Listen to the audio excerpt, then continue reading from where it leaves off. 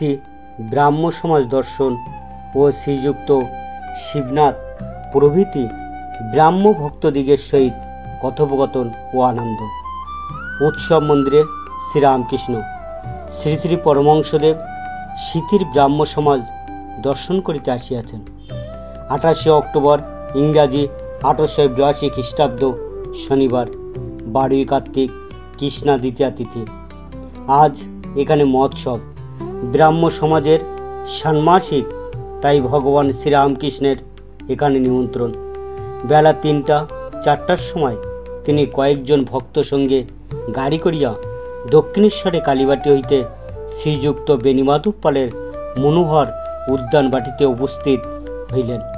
এই উদ্যান বাটিতে ব্রাহ্ম সমাজের অধিবেশন হইয়া থাকে। ব্রাহ্ম সমাজকে তিনি বড় ভালোবাসেন। ব্রাহ্ম ভক্তগণও তাহাকে সাতিশয় ভক্তি শ্রদ্ধা করেন। ইহার পূর্বদিন অর্থাৎ শুক্রবার বৈকালে কত আনন্দ করিতে করিতে সশিষ্য শ্রীযুক্ত কেশবচন্দ্র সেনের সহিত ভাগীরথী বক্ষে কালীবাড়ি হইতে কলিকাতা পর্যন্ত ভক্ত সঙ্গে স্টিমার করিয়া বেড়াইতে আসিয়াছিলেন।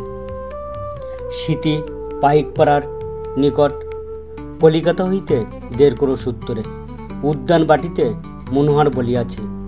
স্থানটি অতি নিভৃত, ভগবানের উপাসনার পক্ষে বিশেষ উপযোগী।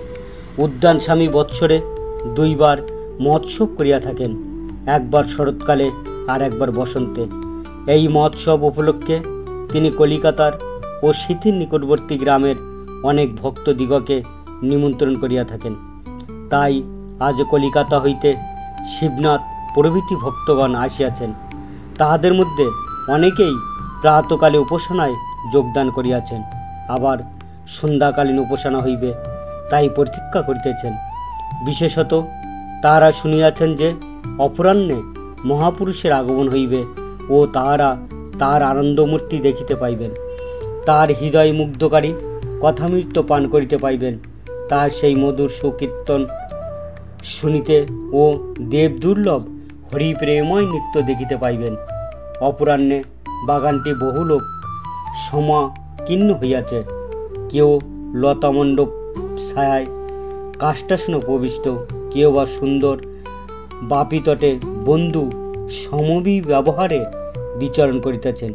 অনেকেই সমাজ ঘিরিয়ে শ্রীরামকৃষ্ণের আগমন প্রতীক্ষায় পূর্ব হইতেই উত্তম আসন অধিকার করিয়া বসিয়াছেন।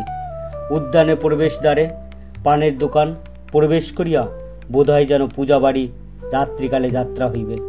চতুর্দিক আনন্দে পরিপূর্ণ। শরতের নীল আকাশে আনন্দ প্রতিভাসিত হইতেছে। উদ্যানের বৃক্ষলতা গুল্ম মধ্যে প্রভাত হইতে আনন্দের সমীরণ বইতেছে। আকাশ, জীবজন্তু, বৃক্ষলতা যেন একটানে গান করিতেছে। আজি কি হর্ষ সমীর বহে প্রাণে, ভগবত মঙ্গল কিরণে। সকলেই যেন ভগবত দর্শন পিপাসু। এমন সময়ে শ্রী শ্রী পরমহংসদেবের গাড়ি আসিয়া সমাজগৃহের সম্মুখে উপস্থিত হইল। সকলেই গাত্রোত্থান করিয়া মহাপুরুষের অভ্যর্থনা করিতেছেন। তিনি আসিয়াছেন, চারিদিকে লোক তাহাকে মণ্ডলাকারে ঘিরিতেছেন। সমাজগৃহের প্রধান প্রকোষ্ঠ মধ্যে বেদি রচনা হইয়াছে, সে স্থান লোকে পরিপূর্ণ। সম্মুখে দালান, সেখানে পরমহংসদেব সমাসীন, সেখানেও লোক। আর দালানের 2 পার্শ্বস্থিত 2 ঘর, সে ঘরেও লোক। ঘরের দ্বারদেশে উদ্গ্রীব হইয়া লোকে দণ্ডায়মান। দালান উঠিবার সোপান পরস্পরা এক প্রান্ত হইতে অপর প্রান্ত পর্যন্ত বিস্তৃত। সেই সোপানও লোকে লোকাকীর্ণ। সোপানের অনতি দূরে 2-3টি বৃক্ষ পার্শ্বে লতামণ্ডপ, সেখানে কয়েকখানি কাষ্টাসন। তথা হইতেও লোক উদ্গ্রীব ও উৎকণ্ঠ হইয়া মহাপুরুষের দিকে দৃষ্টিপাত করিতেছে। সরাসরি ফল ও পুষ্পের বৃক্ষ, মধ্যে পথ, বৃক্ষ সকল সমীরণে ঈষৎ হেলিতেছে দুলিতেছে, যেন আনন্দ ভরে মস্তক অবনত করিয়া তাহাকে অভ্যর্থনা করিতেছে। ঠাকুর পরমহংসদেব হাসিতে হাসিতে আসন গ্রহণ করিলেন। এখন সব চক্ষু এককালে তার আনন্দমূর্তির উপর পতিত হইল। যেমন যতক্ষণ নাট্যশালার অভিনয় আরম্ভ না হয় ততক্ষণ দর্শক বৃন্দের মধ্যে কেউ আসিয়াছে, কেউ বিষয়কর্মের কথা কইতেছে, কেউ একাকী অথবা বন্ধুর সঙ্গে পাদচারণ করিতেছে, কেউ পান খাইতেছে, কেউ বা তামাক খাইতেছে।